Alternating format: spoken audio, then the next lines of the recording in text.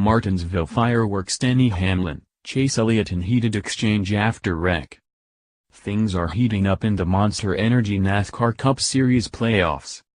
As expected, the paperclip-shaped track at Martinsville Speedway offered a bumper car finish as the 8 remaining playoff drivers opened the 3-race third round Sunday. Again, it appeared Chase Elliott finally was going to get his first career Cup victory. Again, he was thwarted. But this time, it wasn't because the Hendrick Motorsports driver made a mistake. Instead, fellow playoff driver Denny Hamlin bumped the number 24 Chevrolet out of the way en route to the front. He sent Elliott spinning up into the wall in the closing laps, only to be passed by Kyle Busch for the win. Most of the field wrecked behind Busch coming to the start-finish line as the .533-mile track turned into a parking lot. On the cool-down lap, Elliott found Hamlin's number 11 Toyota and sideswiped him up into the outside wall a couple of times before NASCAR parked everyone.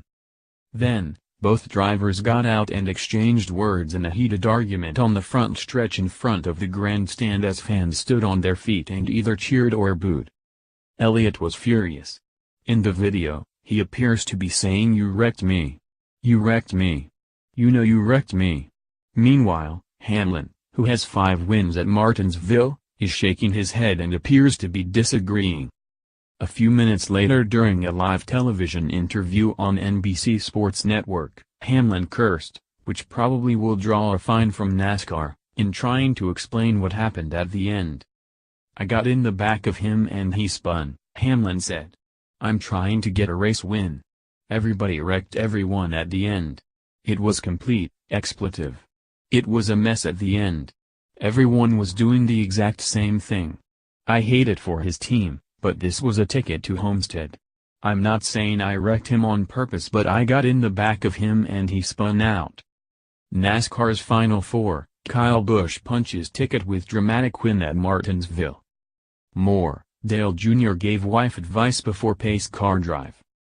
Elliott managed to keep his composure in his interview, but said, "My mom always said if you don't have anything nice to say, don't say anything at all," Elliott said, in regard to Hamlin. "He's not worth my time, so we'll move on to Texas. It was just unnecessary and uncalled for. I can't control his decisions and whatever the hell that was." Meanwhile, 2 other playoff drivers had an issue. Kevin Harvick took exception to Ryan Blaney's bump and run and they exchanged words on pit road. Their encounter seemed more one-sided, with Harvick speaking and Blaney nodding.